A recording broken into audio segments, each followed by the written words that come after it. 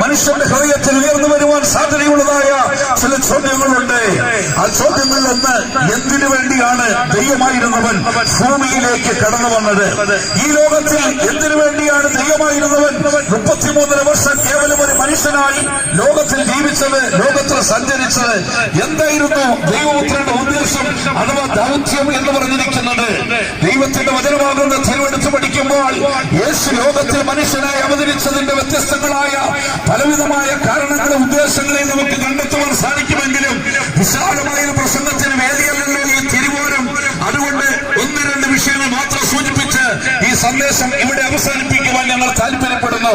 ഒന്നാമത്, തിരുവെടുത്ത് പഠിക്കുമ്പോൾ നമ്മൾ കാണുവാൻ കഴിയുന്നത് ക്രിസ്തുയേശു പാപികൾക്ക് പാപമോചനം നൽകുവാനാണ് ഈ ലോകത്തിലേക്ക് കടന്നു വന്നതെന്ന് തിരുവെടുത്ത് വിളിച്ചു പറയുന്നു. തിരുവെടുത്ത് പറഞ്ഞ അവന്റെ പുത്രനായ യേശുവിന്റെ രക്തം സകല പാപവും പോക്കി മനുഷ്യനെ രക്ഷിക്കുന്നു, ശുദ്ധീകരിക്കുന്നുവെന്ന് തിരുവെടുത്ത് ദൈവത്തിന്റെ വചനം വിളിച്ചു പറയുന്നു. ഇന്ന് ലോകത്തിൽ അനേക അവതാര പുരുഷന്മാർ ലോകത്തിൽ അവതരിച്ചിട്ടുണ്ട്. അവരുടെയൊക്കെ അവതാരത്തിന് വ്യത്യസ്തങ്ങളായ ഉദ്ദേശങ്ങളും ഉണ്ടായിരുന്നു. ഈ ലോകത്തിലെ ദുഷ്ടന്മാരെ നിഗ്രഹിക്കുവാനും സജ്ജനങ്ങളെ സംരക്ഷിക്കുവാനുമായിട്ട് കാലത്തിൽ അനേകം അവതാരങ്ങൾ അവതരിച്ചിട്ടുണ്ടെന്ന് പൗരാണ ഇതിഹാസങ്ങൾ പറയുമ്പോൾ യേശുക്രിസ്തു ലോകത്തിൽ അവതരിച്ചത് ദുഷ്ടന്മാരെ സംഹരിക്കുവാനോ സജ്ജനങ്ങളെ രക്ഷിക്കുവാനോ വേണ്ടി മാത്രമല്ല, യേശുക്രിസ്തു പാപികളായ മനുഷ്യനെ രക്ഷിക്കുവാനാണ് ലോകത്തിലേക്ക് കടന്നു വന്നത്.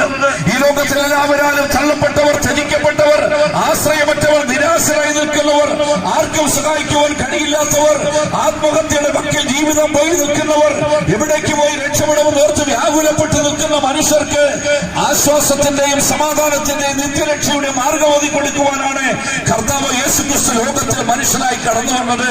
അതിനുവേണ്ടി കർത്താവ് യേശുക്രിസ്തു വില കൊടുത്തത് സ്വന്തം ജീവനാണ്. ഇന്നത്തെ മനുഷ്യന്റെ അടിസ്ഥാന പ്രശ്നമെന്നാണ്. ഇന്ന് പലരും ചിന്തിക്കുന്നത് മനുഷ്യന്റെ അടിസ്ഥാന പ്രശ്നം എന്ന് പറയുന്നത് പണമാണെന്നാണ്. സഹോദര, ധാരാളം പണം ലഭിച്ചാൽ നിന്റെ പ്രശ്നങ്ങൾ പരിഹരിക്കപ്പെടുമോ? ഒരിക്കലും പരിഹരിക്കപ്പെടത്തില്ല. മനുഷ്യന്റെ അടിസ്ഥാന പ്രശ്നം എന്ന് പറയുന്നത് അവന്റെ ഉള്ളിൽ കുടികൊള്ളുന്നതായ പാപമാണ്. ഇന്നത്തെ ആധുനിക വാർത്താ മാധ്യമങ്ങൾ, പത്രമാധ്യമങ്ങൾ എടുത്ത് വായിച്ചു നോക്കുക. മനുഷ്യന്റെ മനസ്സാക്ഷിയെ ഞെട്ടിക്കുന്ന എന്തെല്ലാം സംഭവങ്ങളാണ് പത്രങ്ങളിൽ നമ്മൾ വായിക്കുന്നത്. മനുഷ്യൻ പരസ്പരം കൊന്നൊടുക്കുന്നു. കരുണയില്ലാതെ മനുഷ്യന്റെ കരുത്തിറക്കുന്നു. എത്രയോ യുദ്ധങ്ങളിലൂടെ നിരപരാധികളുടെ ചോരപ്പുഴകൾ ഒഴുകിക്കൊണ്ടിരിക്കുന്നു. എത്രയോ പേർ ജീവിതം അവസാനിച്ച് ആത്മഹത്യയിൽ ജീവിതം അവസാനിപ്പിക്കുന്നു. എത്രയോ പേർ അവർ കൊലപാതകങ്ങൾ നടത്തുന്നു. മദ്യവും മയക്കുമരുന്നും കൊണ്ട് ലോകം മുഖരൂപമായിരിക്കുന്നു. എവിടെയും പാപത്തിന്റെ ശക്തികൾ കുടികൊള്ളുകയാണ്. രാജ്യങ്ങൾ തമ്മിൽ ആക്രമിച്ചുകൊണ്ടിരിക്കുന്നു. നിരപരാധികൾ കൊല്ലപ്പെട്ടുകൊണ്ടിരിക്കുന്നു. മനുഷ്യൻ സമാധാനമില്ലാതെ വിരഞ്ഞോടുന്നു. അഭയാർത്ഥികളായി മനുഷ്യൻ അഭയാർത്ഥി ക്യാമ്പിൽ ശരണം പ്രാപിക്കുന്നു. ഒരു നേരത്തെ ആഹാരത്തിന് വഴിയില്ലാതെ മനുഷ്യൻ അലയുന്നു. എന്താണ് ഇതിന്റെയൊക്കെ അടിസ്ഥാനപരമായ കാരണം?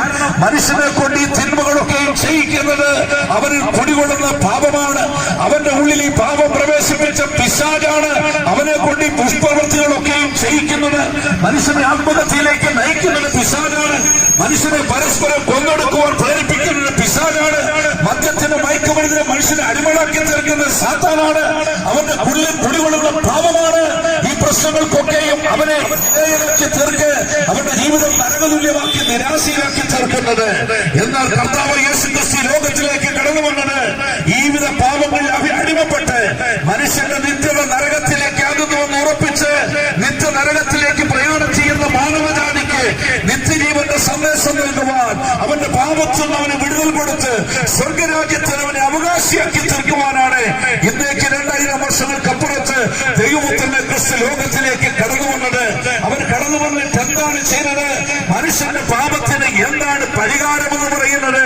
ഇന്ന് മനുഷ്യൻ പാപത്തിന് പരിഹാരം തേടി പല മാർഗങ്ങളെ തേടുന്നു. പുണ്യസ്ഥലങ്ങൾ മനുഷ്യൻ സന്ദർശിച്ചുകൊണ്ടിരിക്കുന്നു. ദാനധർമ്മങ്ങൾ ചെയ്തുകൊണ്ടിരിക്കുന്നു. സ്വന്തം ശരീരത്തിൽ മുറിവേൽപ്പിച്ച് ദണ്ഡിപ്പിച്ചുകൊണ്ടിരിക്കുന്നു. പക്ഷെ ഇതൊന്നും മനുഷ്യന് മുക്തിയുടെ മാർഗങ്ങളായി തീരുന്നില്ല. അവന്റെ പ്രശ്നങ്ങൾക്ക് പരിഹാരമായി തീരുന്നില്ല. എന്നാൽ ദൈവത്തിന്റെ വചനം സത്യമായി നിങ്ങളോട് പറയുന്നു, ആകാശത്തിന്റെ കീഴിൽ ഭൂപ്പരപ്പിന് മുകളിൽ മാനവജാതിയുടെ പാപത്തിന് പരിഹാരമായി തീരുവാൻ ഒരു മാർഗമേ ഉള്ളൂ. ഇന്നേക്ക് 2000 വർഷങ്ങൾക്കപ്പുറത്ത് യെരുശലേമിലെ ഗൊൽഗോഥ എന്ന് പറയുന്ന മറിയിൽ ഒഴുക്കപ്പെട്ട ദൈവത്തിന് യേശുക്രിസ്തുവിന്റെ ചങ്കിലെ ചോരയാകുന്നു. യേശുവിന്റെ രക്തത്തിൽ നിങ്ങളുടെ പാപങ്ങളെ കഴുകിക്കളയുവാൻ ശക്തിയുണ്ട്. യേശു ക്രൂശിൽ ചൊരിഞ്ഞ രക്തത്തിൽ നിങ്ങളെ ശുദ്ധീകരിക്കുവാൻ ശക്തിയുണ്ട്. നമ്മുടെ പാപങ്ങളുടെ വിമോചനത്തിന് വേണ്ടിയാണ് യേശുക്രിസ്തു കാൽവരിയിൽ അറുക്കപ്പെട്ടത്. യേശുക്രിസ്തു ക്രൂശിക്കപ്പെട്ട് നമുക്ക് പാപമോചനവും നിത്യരക്ഷയും തരുവാനാണ്. ഇന്ന് ഈ സായാഹ്നത്തിൽ ഞങ്ങൾ ഈ കല്ലിശ്ശേരി പട്ടണത്തിൽ നിൽക്കുമ്പോൾ ഒരു കാലത്ത് ഞങ്ങൾ പാപത്തിന് അടിമപ്പെട്ട് ഈ ലോകത്തിന്റെ ഇമ്പങ്ങൾക്കും ദുഷ്പ്രവൃത്തികൾക്കും അടിമപ്പെട്ട് ജീവിച്ചവരാണ്. ജീവിതത്തിൽ പ്രത്യാശയില്ലാതെ നരകത്തിലേക്ക് പ്രയാണം ചെയ്തവരാണ്. പിശാചിന്റെ അടിമത്തത്തിൽ ജീവിച്ചവരാണ്. എന്നാൽ ഞങ്ങളുടെ ജീവിതത്തിൽ കരുണാസമ്പന്നനായ യേശുവിനെ ഞങ്ങൾ കണ്ടുമുട്ടി. യേശുവിന്റെ രക്തത്താലുള്ള പാപമോചനവും വീണ്ടെടുപ്പ് ഞങ്ങൾ പ്രാപിച്ചു. ഇന്ന് ഞങ്ങൾ ഞങ്ങളുടെ ജീവിതത്തിൽ സന്തോഷത്തോടെ സമാധാനത്തോടെ സ്വസ്ഥതയോടെ ഞങ്ങളുടെ ജീവിതം നയിച്ച് മുന്നോട്ട് പോകുന്നു. ഞങ്ങൾക്കൊരു പ്രത്യാശയുണ്ട്. ഞങ്ങൾ ഇന്ന് ദൈവമക്കളാകുന്നു. തിരുവെടുത്ത് വിളിച്ചു പറഞ്ഞ യേശുവിനെ കൈക്കൊണ്ട് യേശുവിന്റെ നാമത്തിൽ വിശ്വസിക്കുന്ന ഏവർക്കും ദൈവമക്കളായി തീരുവാൻ അധികാരം കൊടുത്തിരിക്കുന്നു. ആകയാൽ ഞങ്ങൾ ഇന്ന് സഭയിലും ഈ കല്ലിശ്ശേരി പട്ടണത്തിൽ നിന്ന് വിളിച്ചു പറയുന്നു, ഞങ്ങൾ ദൈവമക്കളാകുന്നു. പിശാചിന് ഞങ്ങളുടെ മേൽ ഒരധികാരവുമില്ല. പിശാചിന്റെ തന്ത്രങ്ങൾക്ക് ഞങ്ങളുടെ മേൽ ഒരധികാരവുമില്ല. രക്ഷിക്കപ്പെട്ട ദൈവമക്കളെ നോക്കിയിട്ട് ഞങ്ങൾ ആരും മദ്യശാലയിൽ പോകുന്നില്ല. ഞങ്ങൾ ആരും മയക്കുമരുന്നിന് അടിമപ്പെടുന്നില്ല. പീഡന കേസിൽ ഞങ്ങളെ ആരെയും അറസ്റ്റ് ചെയ്യുന്നില്ല. കൊലപാതക കേസുകളിൽ ഞങ്ങൾ പെടുന്നില്ല. ഈ ലോകത്തിലെ യാതൊരു വിധമായ തിന്മയിൽ ഞങ്ങളുടെ പേര് കടന്നു വരുന്നില്ല. അതിന്റെ കാരണം എന്തെന്നറിയാമോ? ഞങ്ങളെ രക്ഷിച്ച യേശു